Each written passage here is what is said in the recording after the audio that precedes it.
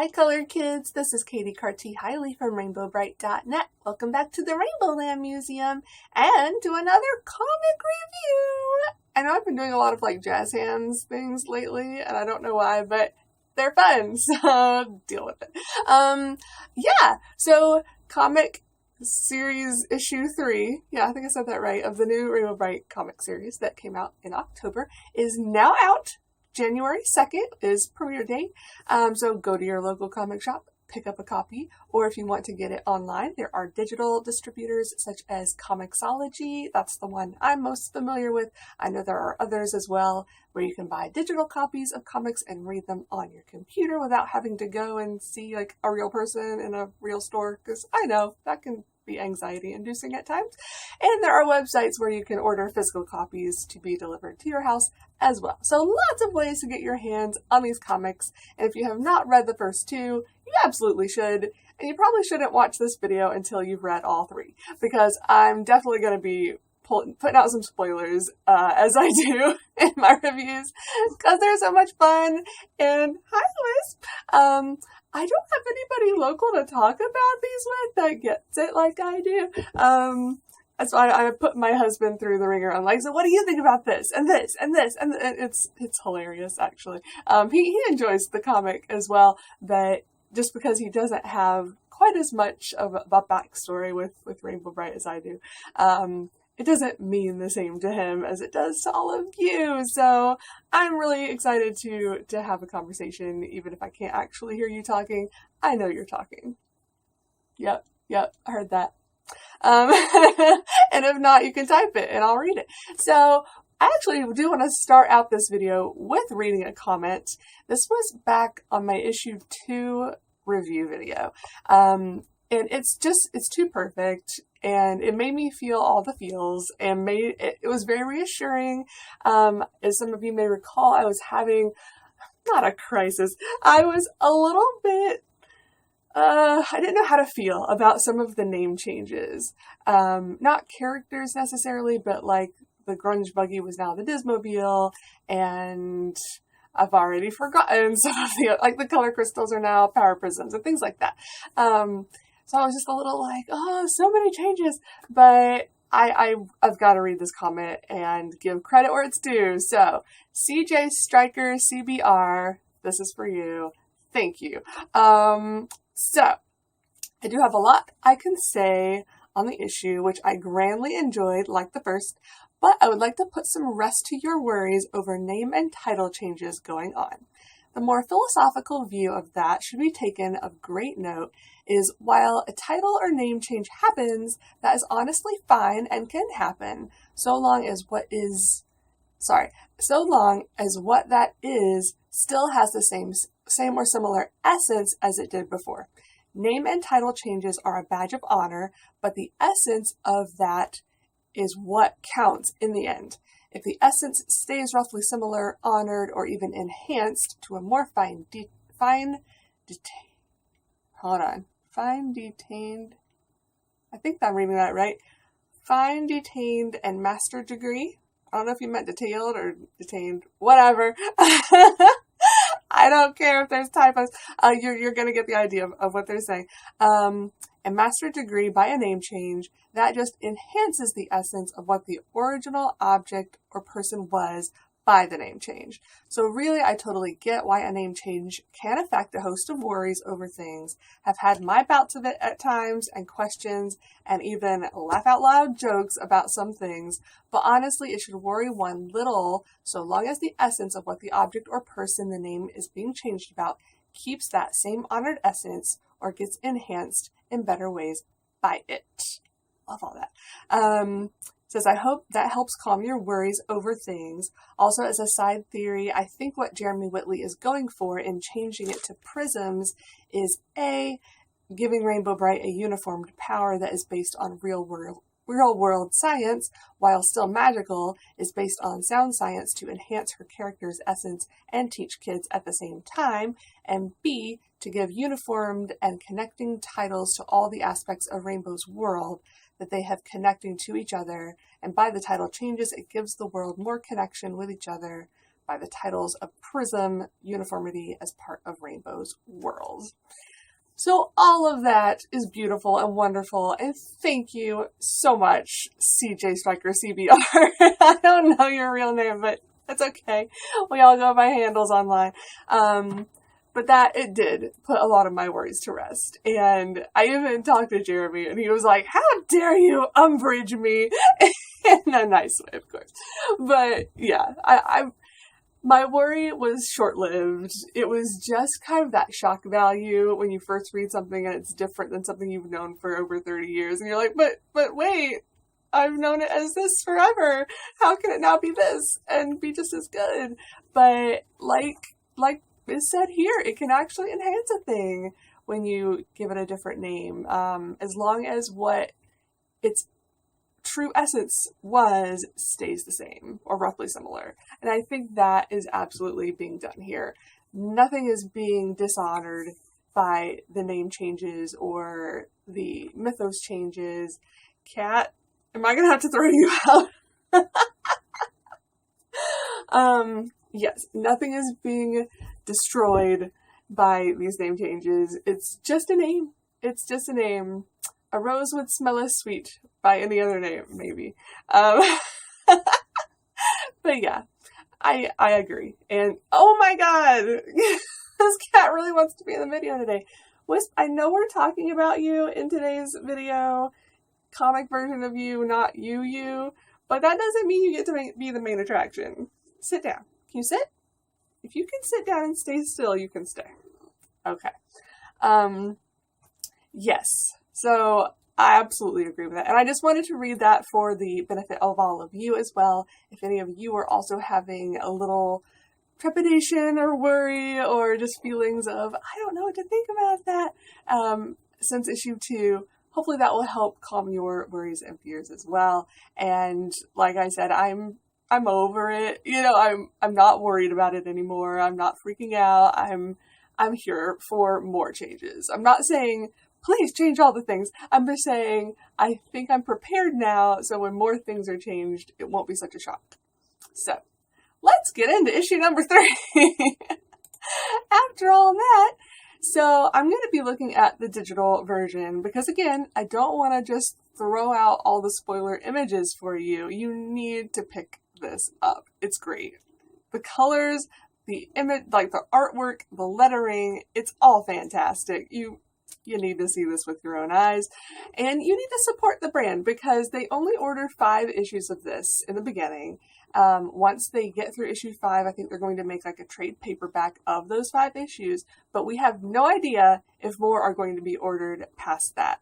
And I'm pretty certain that's going to be based on sales. So if it doesn't sell, they're not going to make any more. And we're going to be stuck with this shortened story that, I mean, I'll tell you by the end of this one how far we've gotten, and we still have a long way to go and only 2 issues left in this 5-issue series.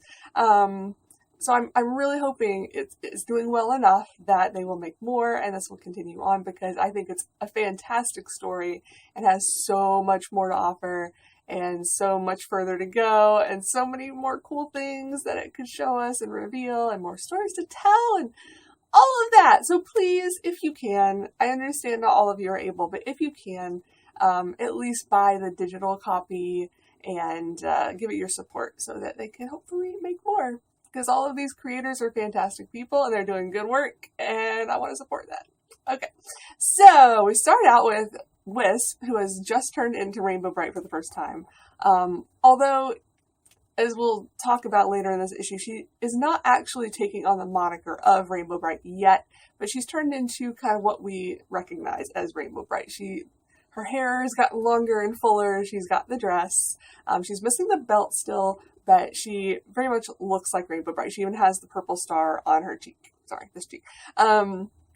So she's left looking like Rainbow. And then beginning of this issue, it's the same scene basically, just that has just happened, and then she turns around and she's like, whoa, what just happened?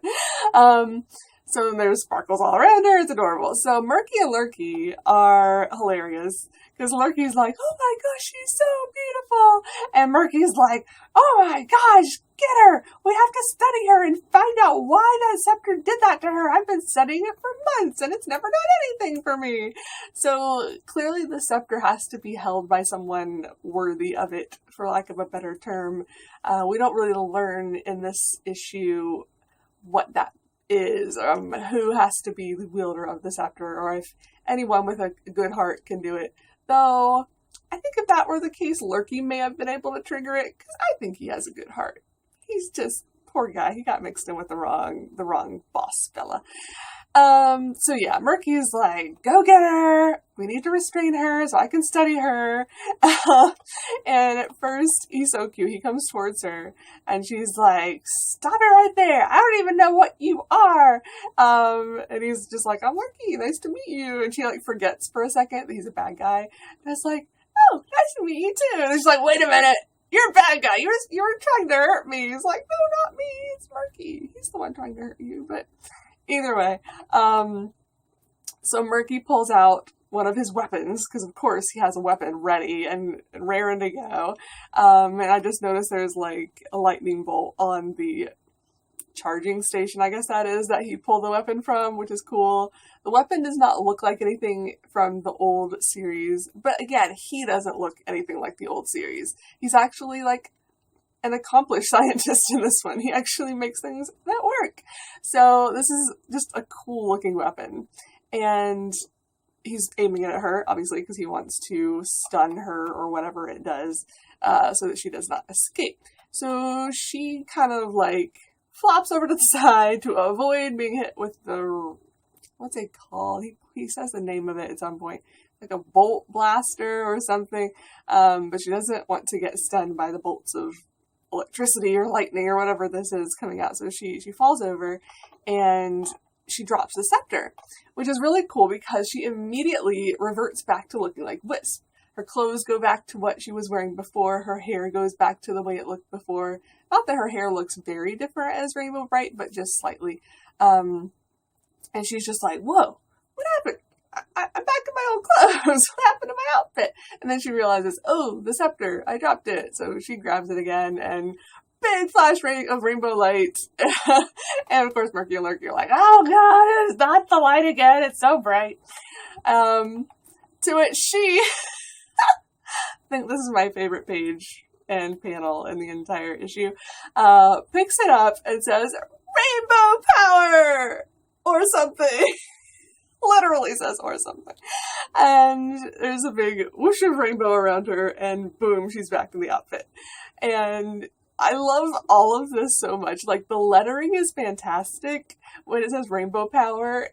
It's reminiscent of, I guess it's issue 1 when Twink says, like, welcome to Rainbow Land, and it's the lettering, the font is actually in rainbow colors, and it's like big, thick letters.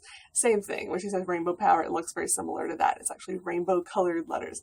And then there's a whoosh that happens after that, and even that is in big rainbow letters. So it's kind of like, you know, I don't know, Batman or Superman, where you see like the pow, kick, crash, whatever. It's whoosh, but it's big and rainbow, and I love it so much. So they're kind of blinded for a moment, and she is not. So she's like, okay, I gotta get out of here. So while Murky and Lurky are running into each other and stepping on each other because they can't see, she is running out of the castle, or their lair, or whatever you want to call it. No, actually, she does call it a castle. I just realized that. So why would anyone build a castle with this many stairs? It's got this great silhouette shot of them all running down the stairs. And she gets to the front door, she pulls it open, and oh no! Wisp is out there, Twink is out there, but the Shadow Hound also is out there, charging toward the castle. So she just, well, first of all, Murky and Lurky fall over each other. Lurky is straight on top of Murky. Classic Lurky. Like, you've seen the old show. This happens all the time. All the time. The only difference is I don't think Murky gets actually like squashed into a pancake. You can still see his head poking out and it's head shaped. There were times in the old series where it was like a steamroller and just went over Murky. Gosh, I keep getting everybody's names mixed up right now. Anyway, that happens and made me just inordinately happy because I love when elements from the old show are pulled into this new comic. So that happens, and then, Wisp, I'll just call her Wisp since she is not identifying as Rainbow Brite yet, even though she looks like her, just, again, jumps right into action, just like she did in issue 1 against the shadow monsters. She just charges right towards the Hound with her scepter, and again, she's not saying, like, I'm gonna kill this doggy. She's just like, I have to try to help. I have to try to do something. And she kind of points the scepter at it, and light, it says whoosh again, although it's spelled differently this way. I mean, this time, it was 2 U's the first time, then it's 2 O's. I don't know the difference, but whatever, whoosh. And it's also in big rainbow letters. Love all of the color in this one. There's a lot of great color, but still with the gray around it to set it apart. Because there's, the land she's in is still very gray and dismal and gross. But that just makes it even better. It makes the colors pop so much more. And it's so well done.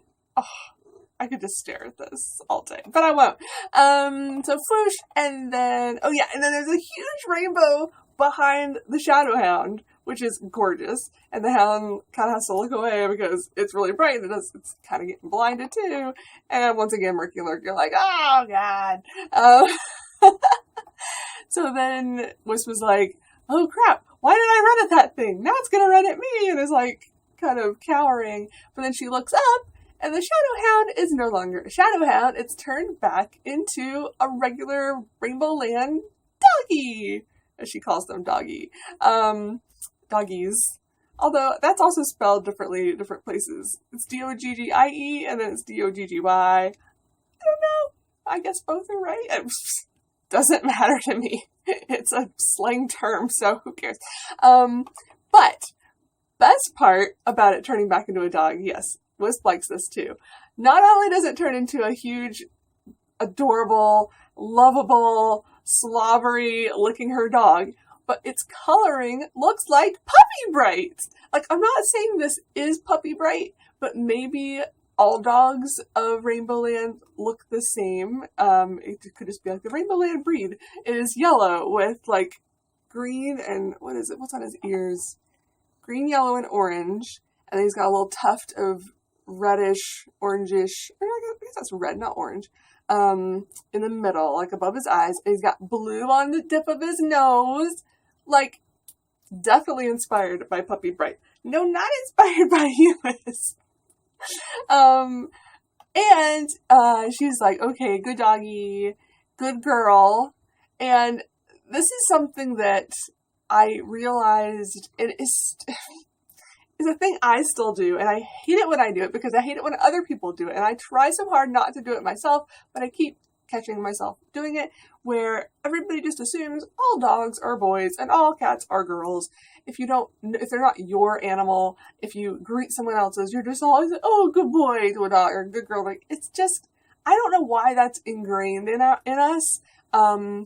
Just part of the rampant sexism that's ingrained in everything. But this was something that Jeremy Whitley did in his Princeless comic that caught me off guard. It's a huge pink dragon. Pink! And I still assumed it was a male. I still assumed that this dragon was male for no reason. But it's just this stupid ingrained thing in our heads. And you find out very quickly that it's a female dragon. And then you're like, of course it's a female dragon. It's pink. And it's great. Not that a pink dragon can't be male. You get what I'm saying. But I just love that this is a female dog. So if it is Puppy Brite, she's now a girl instead of a boy like they used to be. But it doesn't matter. It could be Puppy Brite and be a girl this time. I don't care. Switch genders up all you want. I don't care. But I just love that because again, it's challenging I don't want to say a prejudice. It's not really a prejudice. It's just this automatic stereotype, I guess, that we have in our heads that, oh, it's a dog. It must be a male. And I love that she immediately notices that's a girl and says, good girl. And I'm just like, oh, it's a girl dog. Because of course I had assumed it was a male until she said that. And then I'm just like, thank you, Jeremy Whitley. I love you once again for challenging stereotypes that are still stuck in my head. That one of these days you're going to push out, and I'm going to be so thankful. I was at a friend's house for Christmas, and they have dogs.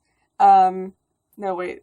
Yeah, one dog is a boy, one's a girl, and I would get them mixed up, say girl, boy, whatever. And then at my brother's house, I was calling the cat a boy and the cat a girl and the dog a boy, and it's backwards. Ugh. One of these days, I'll stop doing that. And this is a good way to help people stop doing that. So thank you. Okay, so now stop talking about the dog. But okay, so first, before Murky and Lurky realize that the dog is now angry at them because it's been like, I don't know if they've been mean to it, but it's been like having to do their bidding and be its slave dog probably, or be their slave dog. But before that, Wisp was like, now tell your Shadow King that I have a message for him, and then the scepter goes out. It's like, dink, and she's back to looking like regular Wisp. So Twink's like, oh no, the scepter's out of power. And she's like, wait, that can happen? Oh crap. So Murky grabs his gun again, and he's about to shoot her with it, or try to again. And the dog comes to the rescue and stomps on it. Because it's this massive dog that's like the size of a house. It's great. I kind of was hoping she would just jump on its back and ride off into the sunset. That doesn't happen. That's okay. Still, the beautiful girl dog that looks like Puppy Brite smashes the gun, so he can't shoot her. So she and Twink, and that's right, the dog chases Murky and Lurky away. That's where it goes. It starts chasing them, which I think is hilarious. And then Wisp and Twink are left to do whatever they need to do. So they start going, let's see. Oh no, this is an important part before they go anywhere, really. So she says she hasn't found the belt yet. She's feeling a little like, oh, I got the scepter, but I didn't find the belt. I didn't complete the full mission. What do we do? And now the scepter's out of juice and whatever. But Twisp, that's a new one. That's what you get when you combine the two. Twisp, that's adorable. Anyway, Twink says you have discovered your destiny as Rainbow Brite. So I'm like, there we go, confirmation. And she's now like, now hang on. I didn't discover any destiny. Nobody told me that I'm Rainbow Brite yet.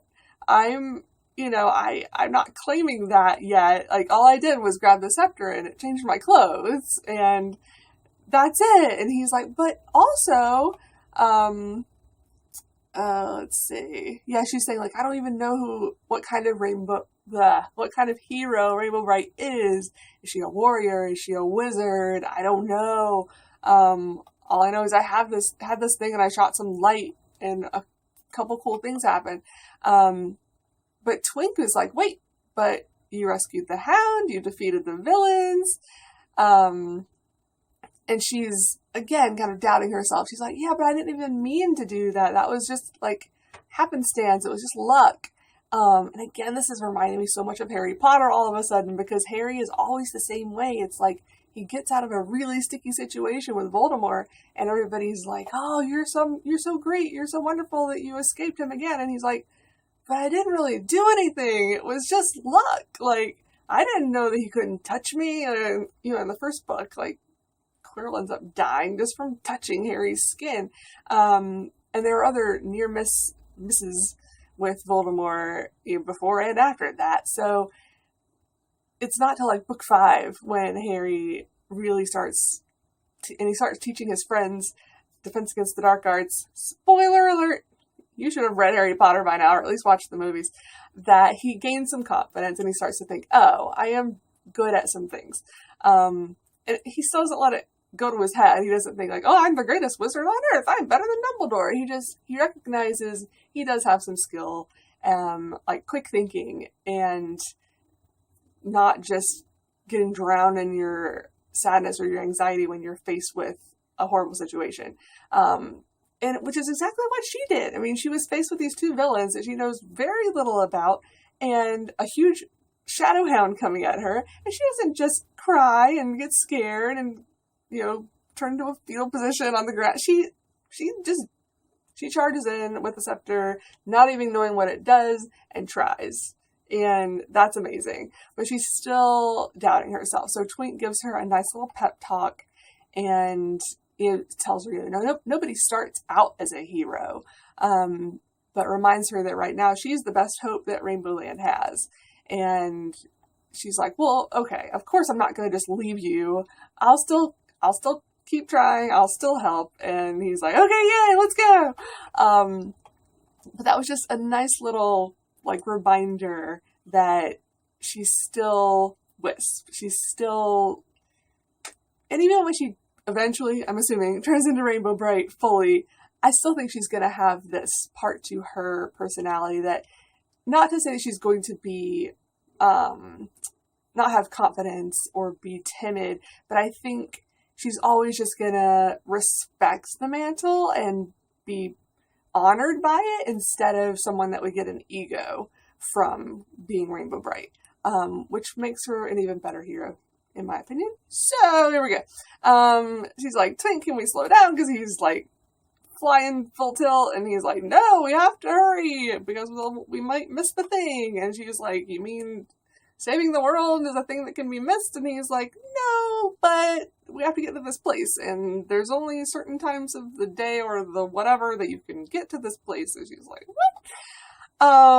Which brings us to another cool thing. They're running, and they get to the edge of a thing. Basically the edge of the world, so to speak. Now, I was a little taken aback by this, not in a bad way. I was just like, wait, this is new. It's a 2-page spread here. And actually, before I get into this, because I know I'm going to go past the time on this again, I told my husband I was going to make this a short video. Do I ever make short videos anymore? I'm sorry. I'm going to pause this and be right back. And I'm back. Okay. So, they run and they get to the edge of the world as she knows it. And basically, what Jeremy Whitley has done, and the artists, I'm assuming it was his idea, but the artists have carried this out in a really cool way, is that Rainbow Land and the other lands are flat worlds. Okay. If you don't know this, Asgard, as in Thor, is a flat world like this. There's also Terry Pratchett's Discworld series, which is 41 books long. I think he was still writing the last one when he died, so there may have been more if he had lived longer. I've not read any of them, sadly, but I've heard really good things. So there is precedent for this in other works of fiction, and actually Asgard and Thor and all that, that's based on Norse mythology. This is not just in comics or fictional novels. This is based on things that the Norse people used to actually believe. These were the gods they worshipped, and the places that they understood to be heaven and hell and in between and so forth, and the different forces of good and evil. So I think Jeremy really pulled from the Norse mythology with this, which you can compare to Thor because a lot of it is the same. So basically, if you Google Norse mythology, the 9 realms, you'll find some images that can be helpful when getting an idea of this. It doesn't look exactly the same in the comic by any means, but I think that's where some of this came from. But in the pictures I found anyway, some of the realms were still on the same plane.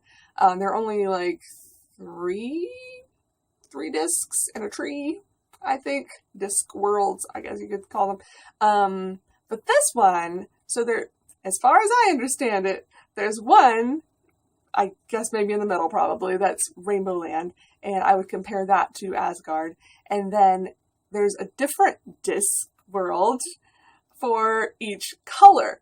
So you see a little, on the very first page, you see a little bit of the red one, and that's the one they're trying to get to, because, oh, that's right, on the way there, as they're running, Twink, why do I keep doing that?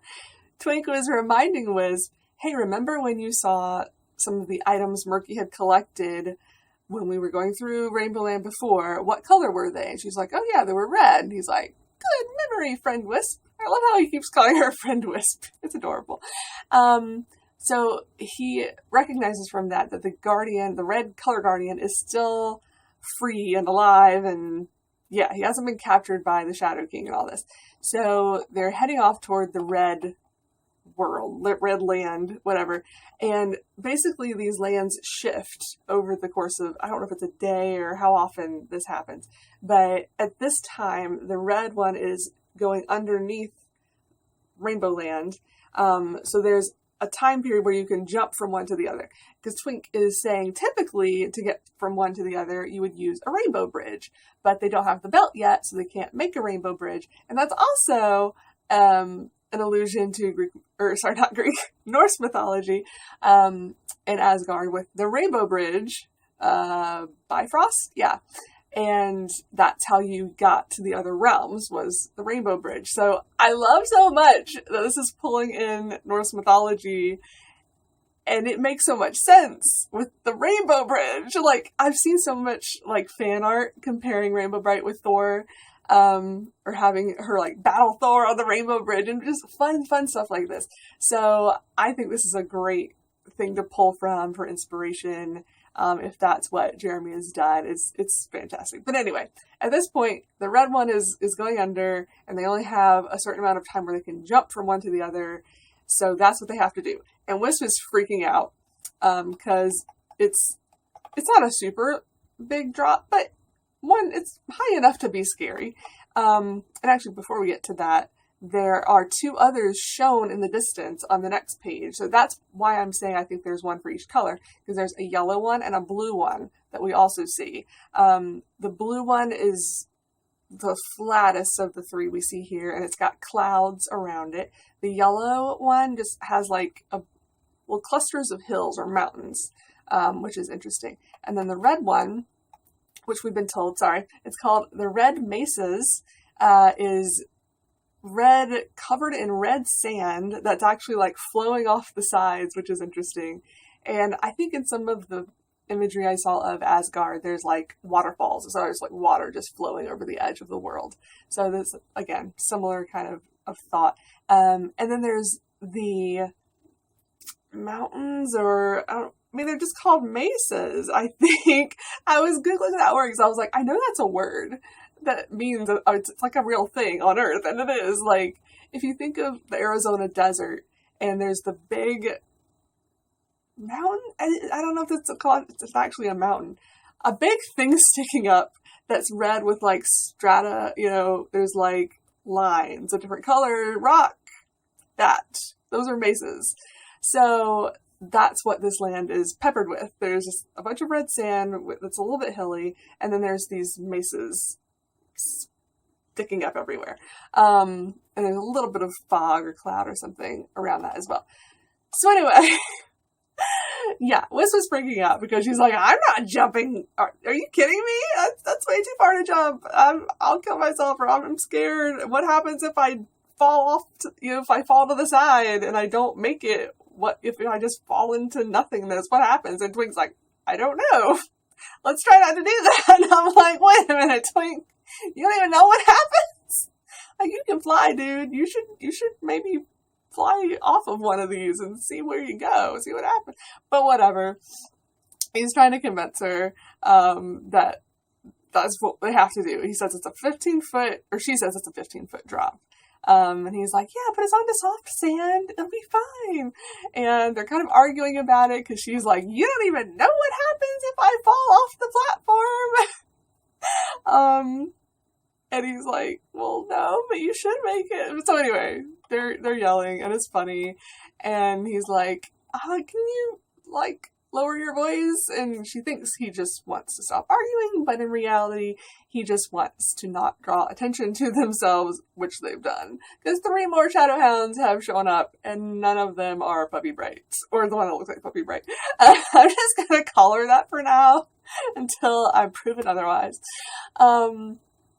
So yeah, and again, the scepter has no power in it right now, so she cannot turn these shadow hounds back into the dogs that they are. So they have to run and jump.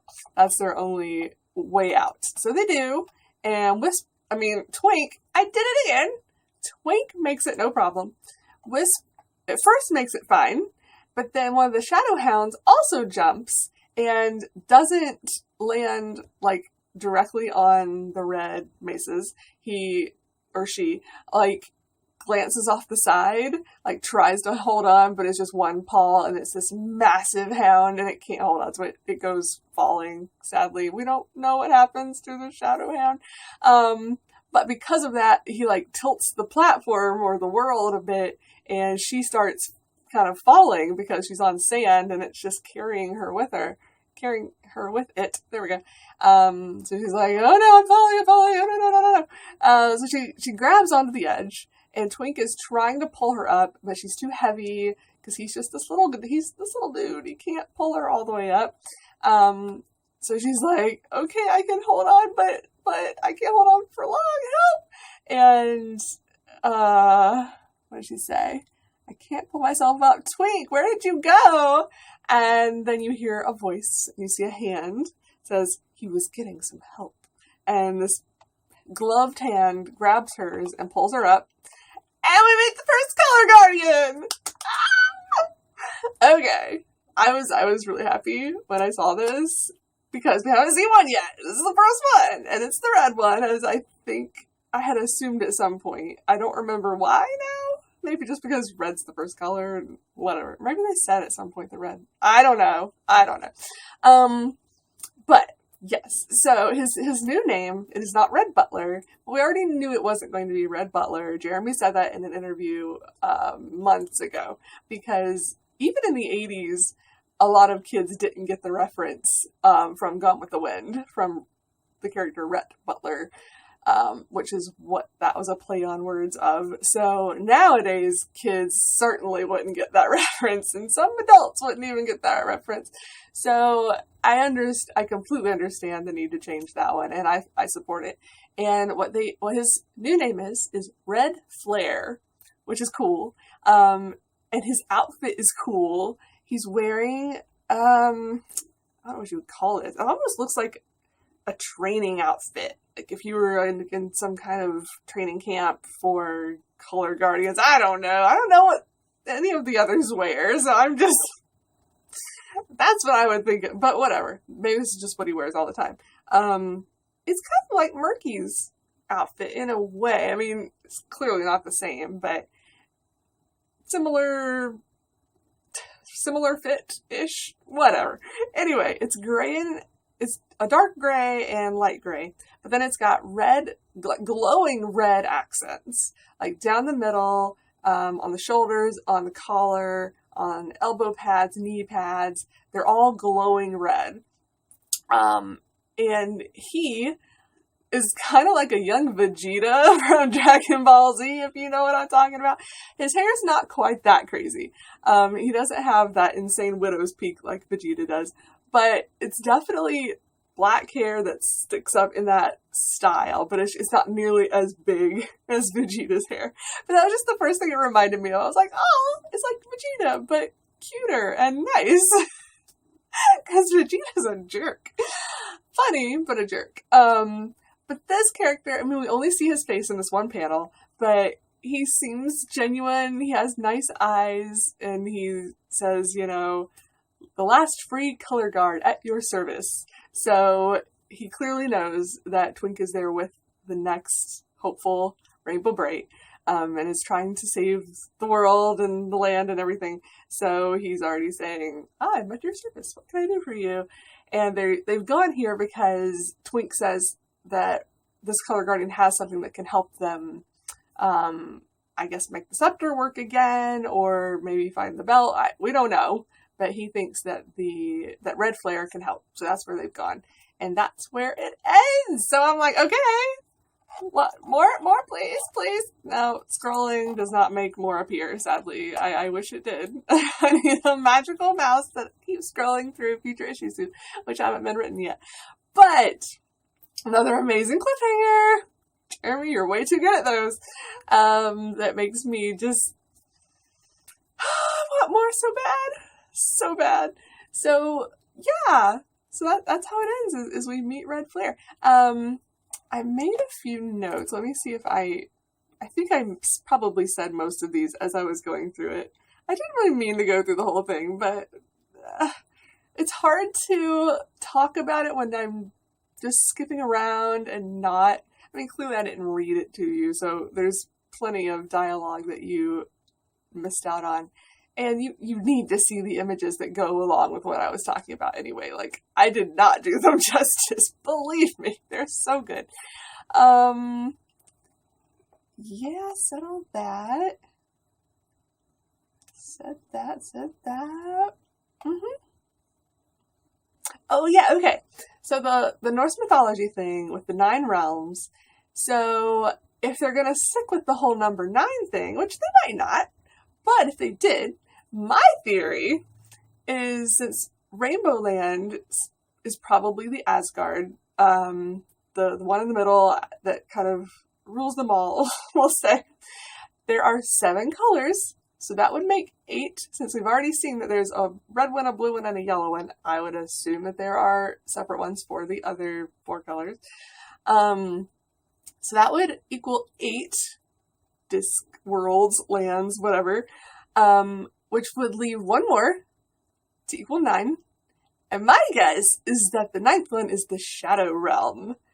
Because, like, the Shadow King has to live somewhere. The shadows have to be coming from somewhere. Once Rainbow Brite does kind of rescue the world and bring it back to its beautiful, healthy color and vibrance and whatever, Murky and Lurky are going to need a place to go. And I don't think their lair, is going to stay where it is, because right now it's, I don't know if it's in the middle of Rainbow Land, but it seems kind of like it is. So I would assume they will want to move off-world to the Shadow Realm, maybe. I don't know. But it would just make sense, I think, for the King of Shadows to have his own land, his own world that he controls. And maybe that's where all the shadows come from. And maybe if you fall off the platform, that's where you go. You get sucked into the Shadow Realm. I'm hoping that's where that hound went, and he didn't just keep falling into space forever. Because I would feel really bad if that's the case. So I don't know. It's totally just a theory of mine, but let me know your theories. I'm always happy to theorize with you guys. This is so much fun that we have theorizing to do again. I love it. So also I have another, it's not really a theory, but since Red's name has to do with the color and light, red the color, then flare. You know what a flare is? It's like a thing you pull the top off and it shines a really bright light. You can throw it on the road, like if your car is on the side of the road and you're trying to draw attention or whatever. They're used for lots of things like that, not just cars, but you get the drift. So I was wondering if maybe they're going to do all of the names in that scheme, the color and a synonym, there's the word, for light. So flare is like a form of light. So here's my completely uneducated guesses for the rest of the color guardians. I may be so far off that it's going to be ridiculous when they're actually revealed, but here we go. And tell me your ideas too, because you probably can come up with better ones than I did. I was just like, thesaurus.com. What are some synonyms for light? And went crazy. So here we go. We've already got red flare.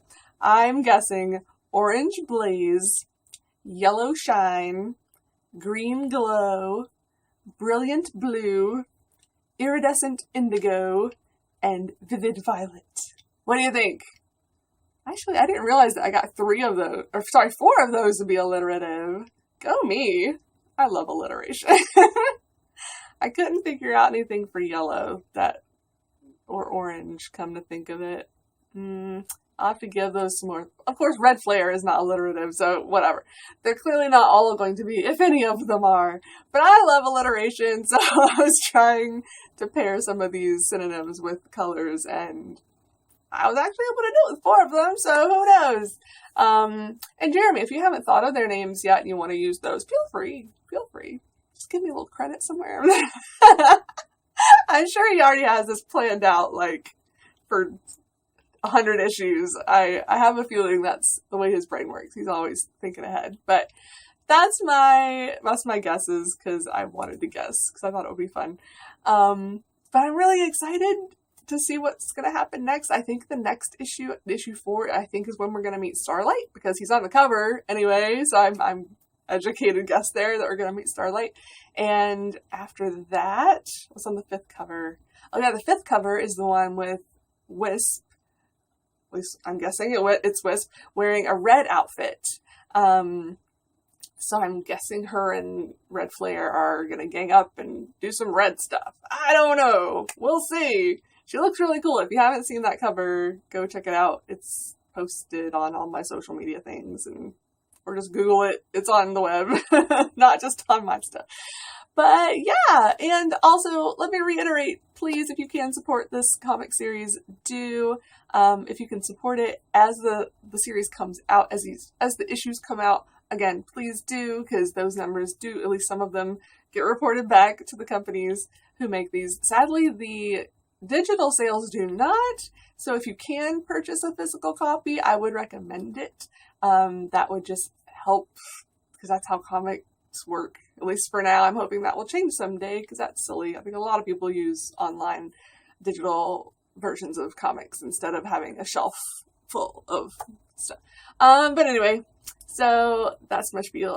But yeah, once they're all out, you can buy the trade paperback that I think will be coming out at that time. But if you want more than 5, because again, the 5th one is her in a red outfit, but that's it. If we don't get any more than that, we may only meet Red Flare and Starlight, and that would be it. We might not meet Orange Blaze or Yellow Shine or any of these other characters I'm just making up in my brain. And that would be so sad. We need to meet the rest of the Color Guardians and some more sprites and the King of Shadows himself and see the color belt and like Rainbow Brite as fully Rainbow Brite, and there's so much more so much more to go, and we've only got 2 issues left to put. It's not all going to get put into 2 issues. I already know that. So please support this. I need more. My heart needs more. And if you're like me and you're enjoying these, you need more too. And your kids might hopefully are enjoying these. They need more too. So yeah, hope that you'll keep supporting this. And please let me know your thoughts in the comments. And we'll talk about it some more in a future video. But that's it for now. I hope you guys have a rainbow day. Bye.